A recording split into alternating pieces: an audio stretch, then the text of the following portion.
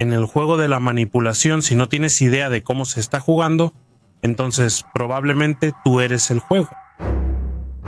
Tendemos a creer que los manipuladores son solo figuras poderosas, pero podemos encontrarlos en cualquier esquina, incluso dentro de tu propia casa. Están en todas partes y, peor aún, no siempre son tan fáciles de identificar. Puede que convivas con uno diario sin saberlo.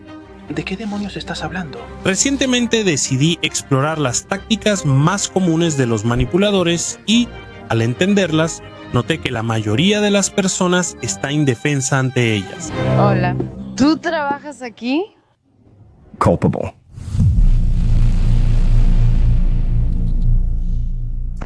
En este video analizaré los 7 tipos más comunes de manipuladores y sus estrategias, usando escenas y personajes icónicos del cine para mostrar cómo piensan, eligen a sus víctimas y controlan sin ser detectados. Vamos a sumergirnos en la psicología oscura de la manipulación, a entender la esencia de este juego, porque quien no lo ve se convierte en una presa fácil.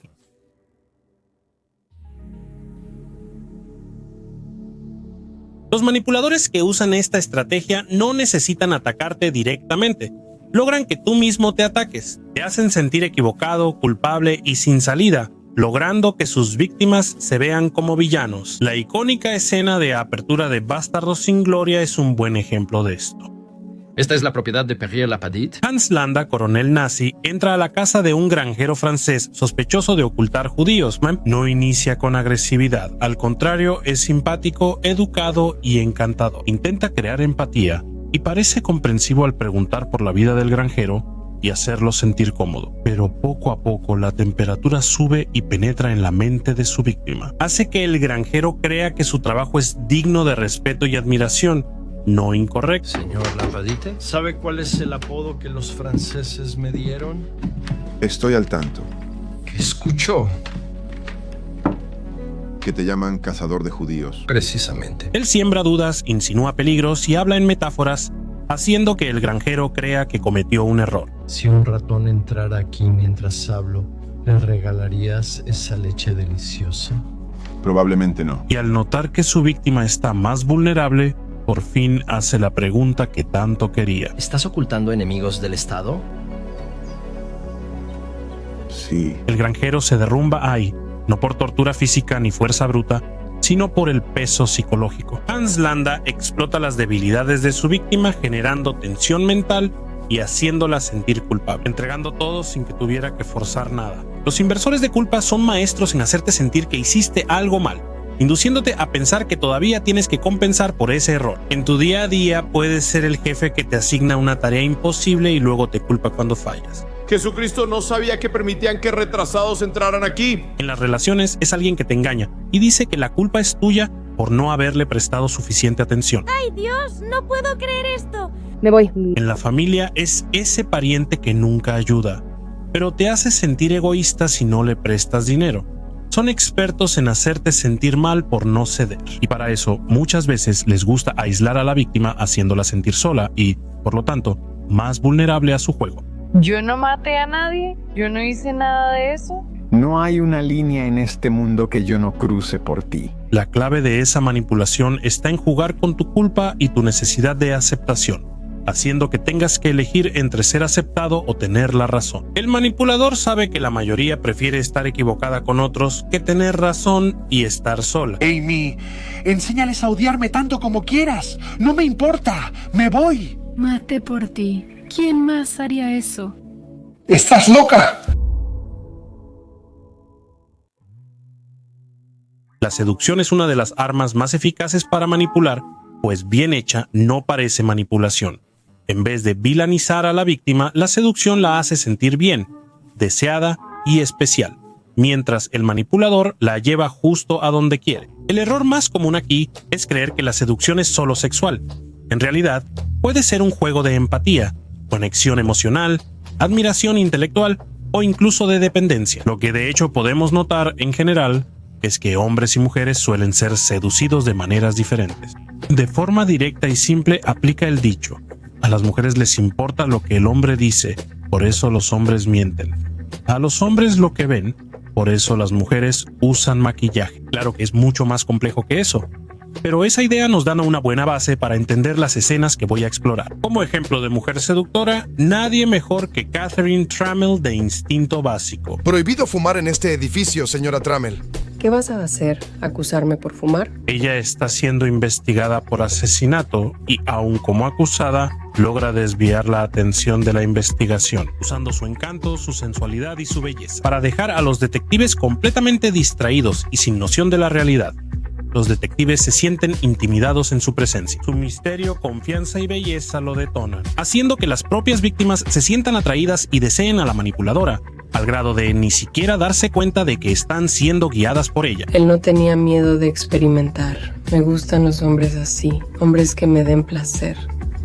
Él me daba mucho placer. Los hombres suelen ser más superficiales y fáciles de seducir. Muchas veces, solo la belleza y la sensualidad de una mujer ya son suficientes para volverlos vulnerables, dejando que el deseo sexual los domine por completo. Me gusta su manera de ser, señora Berenguer. Me gusta mucho su manera de ser. Las mujeres son diferentes. El juego no es predominantemente físico, pero ellas también pueden caer en la manipulación de la seducción masculina. Hay dos escenas que ilustran mi punto. La primera es en la película 007 Casino Royale, cuando 007 se acerca a la mujer de su enemigo. ¿Puedo llevarte? Eso volvería loco a mi esposo. Creo que no soy tan cruel. Tal vez solo debas practicar. Él no la elogia directamente, se muestra admirable, confiado, usa el humor para romper la resistencia.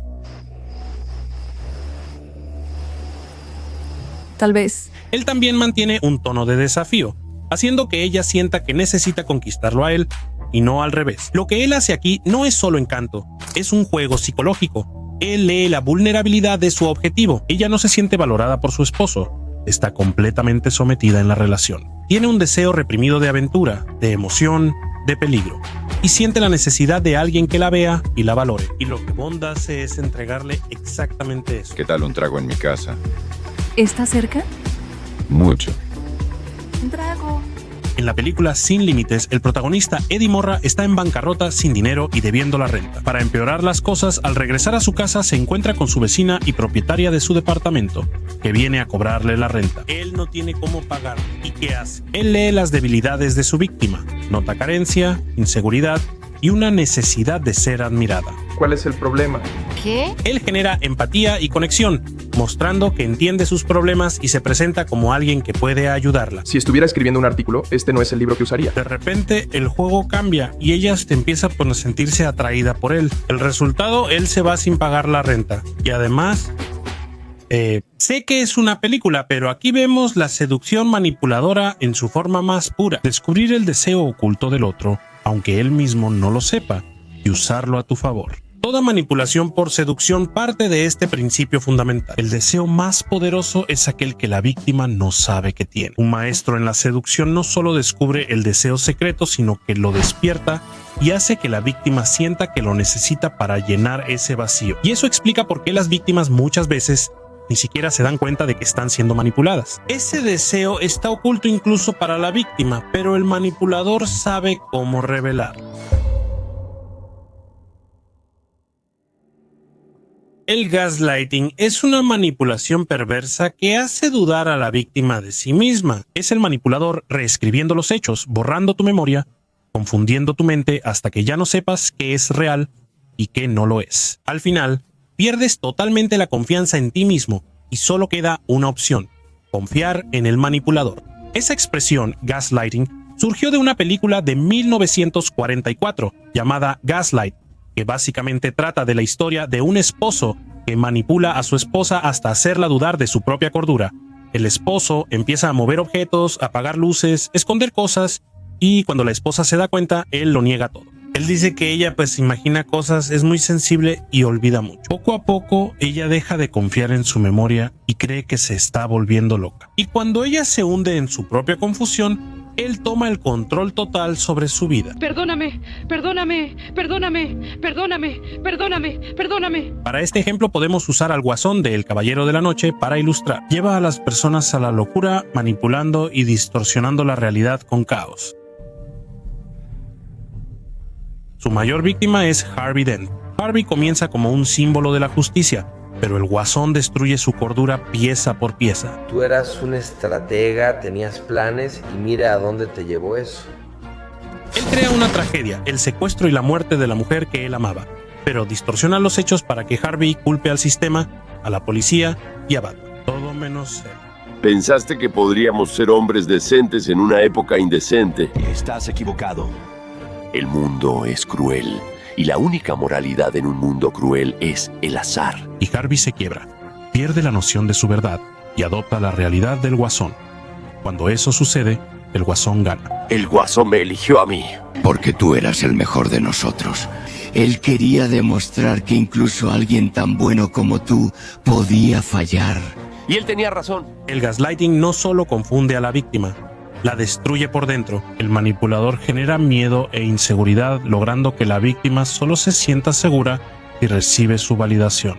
Aquí es muy común aislar a la víctima para que no tenga otro punto de referencia, haciéndola totalmente dependiente del manipulador. Porque cuando la víctima ya no puede confiar en sí misma y no tiene a nadie más para ayudarla, solo le queda una opción: confiar en quien la está manipulando. Déjame ayudarte, Truman, no estás bien.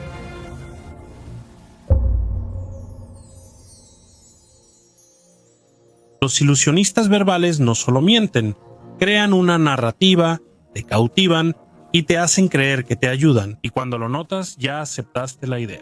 Si alguien representa al ilusionista verbal en su máxima expresión, es Jordan Belfort de El Lobo de Wall Street. No solo vendía acciones a sus clientes, vendía un sueño. Mentía sin pudor, inventando éxitos, cifras y urgencias falsas.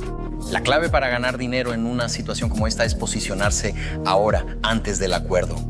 Porque cuando leas sobre esto en el Wall Street Journal, ya será demasiado tarde. Él convencía como a los clientes de que tenían el control, cuando en realidad estaban siendo guiados hacia una trampa. Hace años que les digo que nunca acepten un no como respuesta, ¿verdad? Que sigan insistiendo.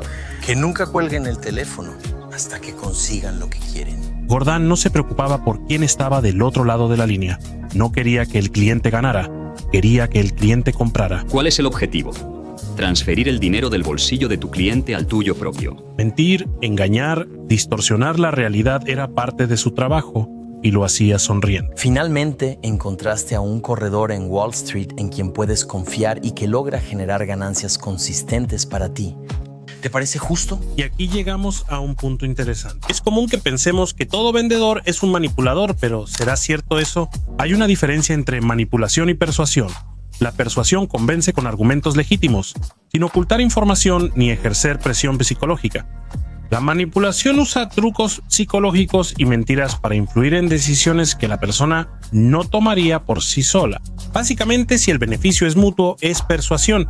Si el beneficio es solo para tu lado, es manipulación. Déjame aprovechar este momento para hacer mi persuasión o manipulación aquí. Pasé más de un año desarrollando algo diferente, algo que no cabe en estos videos que pongo aquí a disposición. Una serie, una jornada de 10 episodios y más de 4 horas de contenido que te llevará a una nueva forma de percibir y ver la vida. Y no lo digo a la ligera. Aquellos que ya lo han visto lo confirman. Seré directo, esto no es para todos y si dudas te lo facilito. Te invito a ver este video de 3 minutos aquí mismo en YouTube donde te explico todo.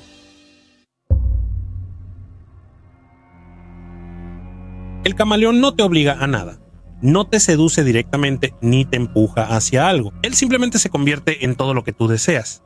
Y cuando te das cuenta, ya tiene todo lo que necesitaba. Te adapta, absorbe, actúa e inventa intereses, siendo la proyección ideal de lo que la víctima desea ver. Y aquí tenemos varios ejemplos de personajes así en el cine, como Tom Ripley de El talentoso señor Ripley, un camaleón que está obsesionado con el estatus y la aceptación. Ripley se infiltra en la vida de los ricos y privilegiados, absorbiendo identidades y convirtiéndose en todo lo que necesita para ser aceptado. Él es un forastero, un don nadie, alguien que sobrevive engañando y adaptándose, todo para alimentar su deseo de formar parte de ese mundo lleno de glamour y lujo. Siempre pensé que sería mejor ser alguien falso que un don nadie de verdad. También está Oliver de Southbourne, un parásito social que finge ser frágil e inocente para ganarse la confianza de una familia aristocrática decadente. Hogar no significa lo mismo para mí que para ti, Félix. ¿Por qué no vienes a casa conmigo? Ven a Southbourne. Él se adapta a las vulnerabilidades de la familia, se infiltra y va eliminando uno por uno hasta heredar todo para sí mismo.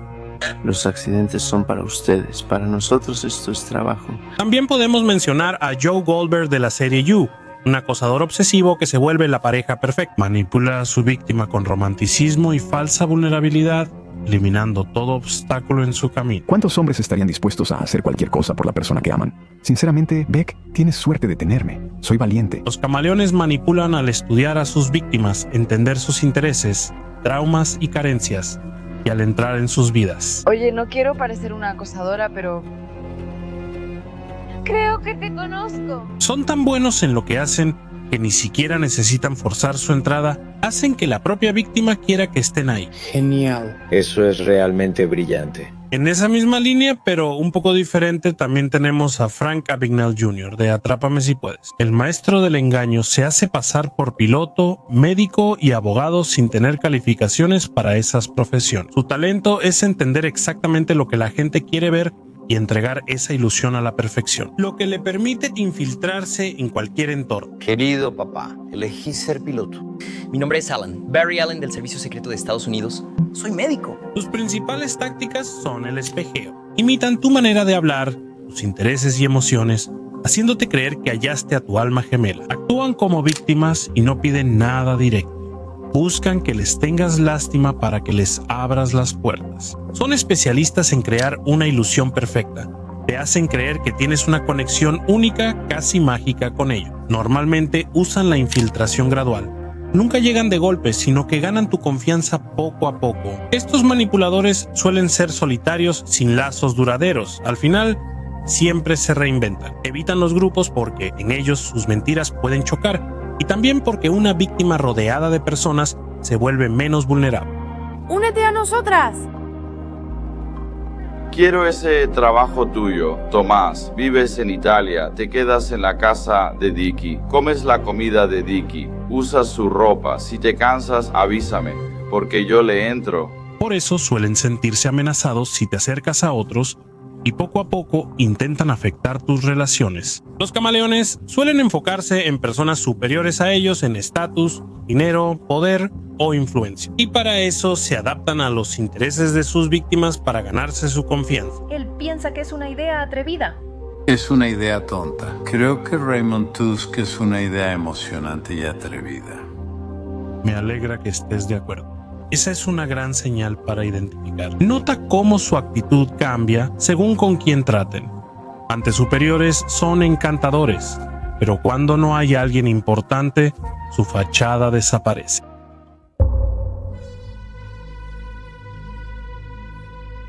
Si los camaleones buscan ascender, el tirano afectuoso ya ocupa una posición de poder y tiene como principales herramientas el chantaje emocional y el encarcelamiento psicológico. Él construye una imagen de benevolencia y cuidado. No exige nada, pero te hace sentir que le debes algo. Él controla a través del miedo de la víctima de perder su protección, haciendo que la víctima crea que el mundo allá afuera es mucho peor sin él.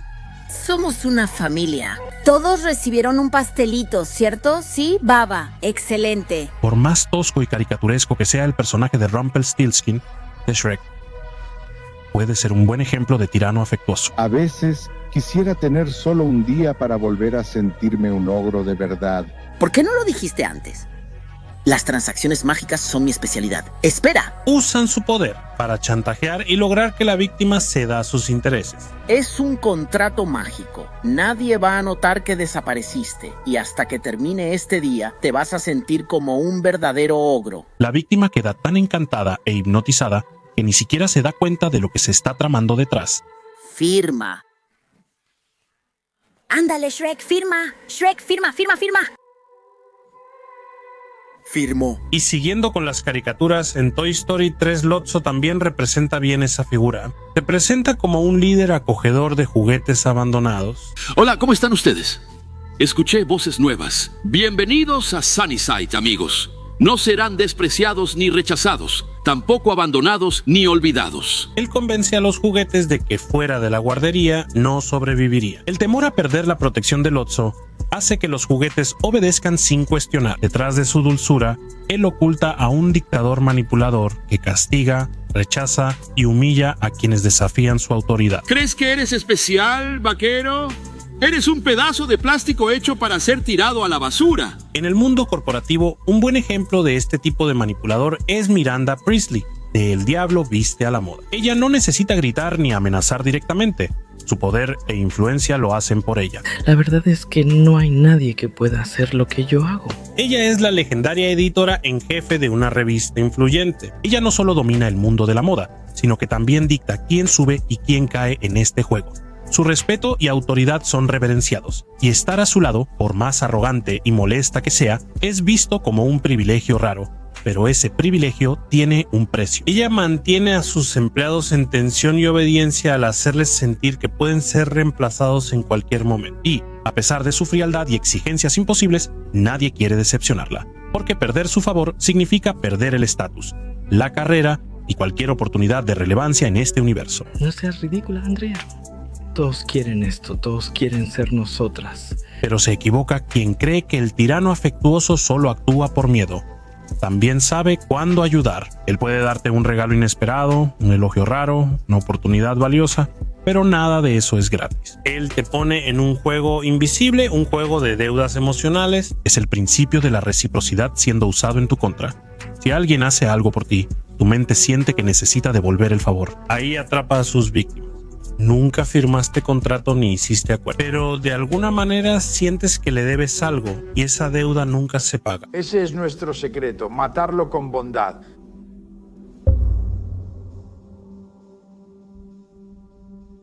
No lo hago por mí, lo hago por todos nosotros. Ese es el mantra del falso Mesías, el manipulador que esconde su agenda egoísta bajo el disfraz de una causa mayor o altruista. Requiero 50 personas que donen $1000 cada una. ¿A quién aquí le gusta la plata y el oro? Los que no les gusta están en la iglesia equivocada. Este es el poder de Dios. Este es el poder de Dios. Este es el poder de Dios. Juegan con la necesidad de creer en algo más grande y saben que la gente quiere sentirse parte de algo importante. Quieren creer que están del lado correcto de la historia y buscan líderes que traigan claridad en medio del caos. Ese es el truco. El falso Mesías no solo quiere tu dinero, obediencia o lealtad, quiere tu creencia, fanatismo y fe. Y contrario a lo que se piensa, esto no se limita al ámbito religioso. Hoy estoy aquí frente a ustedes y les ofreceré algo tan valioso como el oro. ¿Saben qué es? ¿Alguien? Oportunidad, oportunidad, oportunidad. Ray Kroc, en Hambre de Poder, es un ejemplo clásico de manipulador. Él encuentra a McDonald's como un pequeño restaurante familiar y ve ahí una oportunidad gigantesca para escalar el negocio y hacer dinero. Franquicié en este negocio. Es tan bueno que debería haber McDonald's en todos lados, no solo una ubicación. Sin embargo, enfrenta gran resistencia de los dueños. Los hermanos McDonald's dudan en dejarlo entrar al negocio. No lo sé. Este es su sueño. Arcos de costa a costa. Solo los convence cuando crea un concepto o idea. Él afirma querer llevar ese concepto revolucionario al mundo y convertirlo en el restaurante de América, facilitando la vida de los estadounidenses. ¿Cuál es el problema de ese tipo? Háganlo por su país. ¿Qué? Si no quieren hacerlo por ustedes, está bien, pero háganlo por su país, por América. Y los hermanos McDonald's compran la idea. Confían en él, porque se vende como alguien que comparte sus mismos valores. Él los convence de que juntos van a crear algo más grande. En realidad, él prepara todo para convertir McDonald's en el negocio que imaginó, sin importar el interés o valores de los hermanos. Esta no es tu empresa, Ray. ¿Lo entiendes? Eres un parásito profesional. Él usa la emoción para bloquear cualquier razonamiento crítico. Los hermanos McDonald's, aferrados al sueño de ver crecer su marca, no se dan cuenta de su verdadero interés. Y cuando lo notan, ya es demasiado tarde. Recuerdo la primera vez que vi ese nombre frente a mí. Fue amor a primera vista. Supe en ese momento que tenía que tenerlo. Y ahora lo tengo. Tú no lo tienes. ¿Estás seguro de eso? Los falsos mesías convencen mucho más a través de la emoción que de la razón. Son expertos en crear narrativas épicas, justificar sus acciones como necesarias para un mejor futuro, fingir y compartir valores. Y aún logran que las víctimas se sientan especiales por formar parte de la misión. Ellos saben que no puedes cambiar la mente de alguien con razones si nunca usó la razón para llegar a esa idea. Saben que los sentimientos no se derriban con lógica y que para cambiar lo que alguien siente, es necesario confrontarlo con otro sentimiento. Para cambiar una creencia sin base racional se requiere algo igual de racional, así construyen sus narrativas. Por eso los falsos mesías suelen surgir en política, religión y espiritualidad, donde hay pasión y fanatismo. Y sobran ejemplos. ¿Cuántas veces hemos visto manipuladores ocultándose tras creencias religiosas? No diciendo simplemente, confía en mí, sino diciendo, confía en mí porque Dios me eligió. No todos pueden escuchar la voz de Dios. Cualquier duda sobre ellos deja de ser una duda racional y se convierte en un desafío a la propia fe. Y lo mismo pasa en la política. ¿Cuántos líderes no usan el nombre de Dios, de la patria, de la familia, de la justicia, de la moral, para justificar sus propios intereses? Amor por la familia. Muchos políticos viven aferrados a ese eslogan, valores familiares. Pero cuando te metas con prostitutas y yo me entere, voy a hacer que esa hipocresía te duela. ¿Cuántos políticos no usan el dolor y la frustración de la gente manipulando sus emociones y prometiendo que solo ellos pueden salvar al país? Y ese es el golpe final del falso mesías. Él no impone sus creencias, sus fanatismos o sus valores. Te los refleja de vuelta. Él no te convence de nada. Simplemente capta aquello en lo que ya crees con convicción y moldea su narrativa para encajar perfectamente en esos ideales. Él hace que seguir su causa parezca un paso natural, una extensión de lo que ya defiendes, de lo que ya sientes. Sus víctimas normalmente no sienten que están siendo manipuladas. Sienten que solo están reafirmando lo que siempre han sabido. Yo quiero que se lleven estas 3 palabras a casa esta noche. McDonald's es familia. En el juego de la manipulación, nuestros sentimientos son nuestras debilidades. Y los manipuladores saben exactamente cómo explotar eso. Si buscas aprobación social, te elogian para controlarte. Si tienes culpa, te hacen cargarla aunque no sea tuya. Si temes el conflicto, te presionan hasta que cedas. Si tienes certezas absolutas, las usan a su favor. En fin, la manipulación no es magia. Es solo la explotación sistemática de las fragilidades humanas. Lo peor es que la mayoría se entrega a sus debilidades porque no piensa por sí misma. No cuestiona ni se arriesga a ver por sí misma. Es rehén de un sistema de creencias y moralidad donde simplemente sigue la corriente tomando opiniones ajenas como verdades absolutas. Lo que noté a lo largo de este análisis es que la gran diferencia entre el manipulador, la víctima y aquellos que no caen en este juego no es simplemente la inteligencia, sino la forma en que ven el mundo y cuánto ya lo han experimentado en la práctica. Mientras que la mayoría se aferra a la idea de que existe una moral absoluta, un código universal, los manipuladores ven esto como una ilusión conveniente. Donde otros ven reglas o límites, ellos encuentran vacíos legales y oportunidades. La mayoría de las personas es manipulable porque necesita y quiere creer que el mundo sigue un sistema justo y coherente. Un mundo donde las actitudes honestas siempre traen recompensas, donde la justicia siempre gana, donde todas las personas actúan por el bien común. Actúan pensando en los demás. Sería muy hermoso si fuera así, pero no lo es. Las cosas no son secuenciales. El bien no lleva al bien, ni el mal al mal. Algunos roban y viven bien sin ser atrapados. Otros mienten, hacen trampa y son elegidos. Ya lo decía Maquiavelo. Hay tanta diferencia entre cómo se vive y cómo se debería vivir, que aquel que abandona lo que se hace por lo que se debería hacer, aprenderá antes el camino de su ruina que el de su preservación. En otras palabras, si crees que las personas deberían ser buenas, no construyas tu vida dependiendo de la bondad de ellas. Si crees que el mundo debería ser justo, no bases tus decisiones en esa ilusión. No confundas el mundo como es con el mundo como te gustaría que fuera. Esa confusión solo pone un blanco en tu espalda, haciéndote un ingenuo ante la realidad. Yo quiero tomar el futuro, yo quiero ganar. Y no llegas ahí siendo un tonto inocente. En los negocios no hay lugar para esa gente. Es guerra, perro contra perro, rata contra rata. Si veo a un competidor ahogándose, iría y le pondría una manguera en la boca. ¿Tú puedes decir lo mismo? La realidad no se adapta a tus creencias, ni le importa lo que tú creas que es justo o correcto. Muchos solo se dan cuenta de eso cuando son aplastados por los hechos. Hasta entonces creen que al mundo le interesa su visión. Algunos dirán, ¿qué visión pesimista? ¿Crees que el ser humano es malo por naturaleza? Y esa es una de las preguntas más antiguas de nuestra historia. ¿El ser humano es inherentemente bueno o malo? Siglos de debate y teorías sin consenso. Quizá porque la naturaleza humana no es buena ni mala. Mientras más intentas ajustarla a una moral absoluta y te aferras a la ilusión de un mundo con un código justo, más vulnerable eres ante quienes no siguen esas reglas. Porque al final, quien ve la realidad como es, controla a aquellos que todavía están atrapados en lo que debería ser.